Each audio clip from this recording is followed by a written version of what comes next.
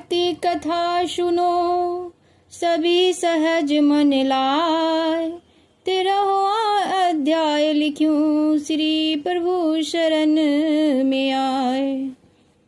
जय श्री हरि विष्णु। भगवान सबकी रक्षा करें।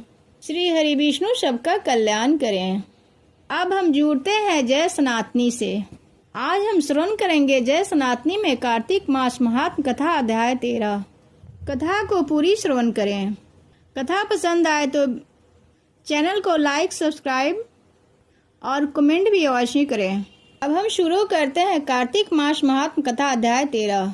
12 में हमने श्रवण किया था विष्णु भगवान और जलंधर का युद्ध। दोनों ओर से गदाओं, बाणों और शूलों आदि भीषण प्रहार हुआ। दैत्यों के तीक्ष्ण प्रहार से व्याकुल देवता इधर उधर भागने लगे। तब देवताओं को इस प्रकार भयभीत हुआ देख गरुड़ पर चढ़े भगवान युद्ध में आगे बढ़े और उन्होंने अपना सारंग नामक धनुष उठाकर बड़े जोर से टंकार किया। त्रिलोकी शब्दित हो गई। पल मात्र में भगवान ने हजारों दैत्यों के सिर को काट गिराया।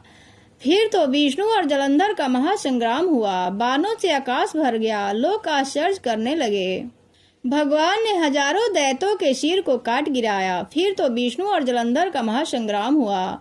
बाणों से आकाश भर गया। लोग आश्चर्य करने लगे। भगवान विष्णु ने बाणों के वेग से उस दैत्य की ध्वजा, छत्र और धनुष बाण काट डाले। इससे व्यथित हो उसने गदा उठाकर गरुड़ के मस्तक पर दे मारी। साथ ही क्रोध से उस दैत्य ने विष्णु जी की छाती में एक तीक्ष्ण बाण मारा।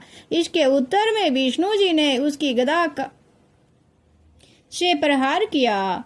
अपनी गदा उठाकर गरुड़ के मस्तक पर दे मारी। साथ ही क्रोध से उस दैत्य ने विष्णु जी की छाती में एक तीक्ष्ण बाण मारा। तब भगवान विष्णु ने उसकी गदा काट डाली और अपने सारंग धनुष पर बाण चढ़ाकर उसको विधना आरंभ कर दिया। इस पर जलंधर इन अपने बाण बरसाने लगा। उससे भगवान विष्णु जी को कई पैने बाण मारकर वैष्णव धनुष को काट दिया। धनुष कट जाने पर भगवान ने गदा ग्रहण कर ली और शीघ्र ही जलंधर को खींचकर मारी। परंतु उस अग्निवत अमोघ गदा की मार से वह दैत्य कुछ भी नहीं हुआ। उसने एक अग्निमुख त्रिशूल उठाकर विष्णु भगवान पर छोड़ दिया। भगवान विष्णु ने शिव के चरणों का स्मरण कर नंदन नामक त्रिशूल से उसके त्रिशूल को छेद दिया। जलंधर ने झपटकर विष्णु जी की छाती पर एक जोर का मुष्टिका मारा। उसके उत्तर में भगवान विष्णु ने भी उसकी छाती पर अपनी एक मुष्टिका का प्रहार किया।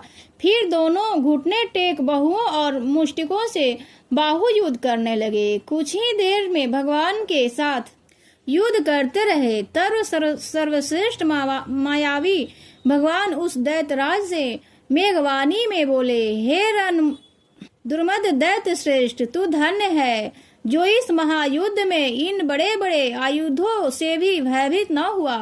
तेरे इस युद्ध से मैं प्रसन्न हूँ। तू जो चाहे वर मांग।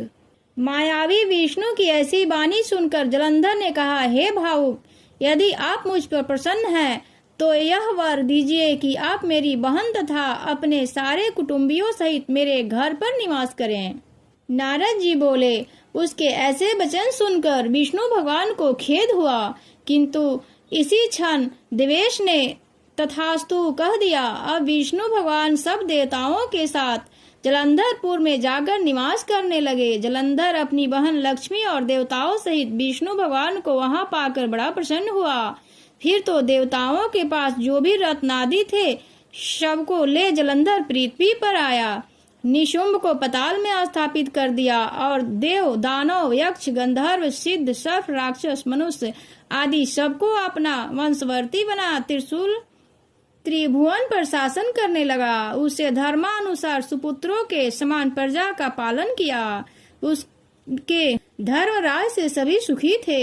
इस तरह से कथा का 13वां अध्याय संपूर्ण हुआ। कथा का 14वां भाग कल सुबह 9 बजे अवश्य श्रवण कीजिए। वीडियो अच्छी लगे तो लाइक, सब्सक्राइब और कमेंट भी अवश्य करें। अपना सुझाव दे कमेंट करके। जय श्री हरि विष्णु। भगवान अपनी कृपा सब पे बनाए रखें। भगवान सबका कल्याण करें। ओम नमो भगवते वासुदेवाय।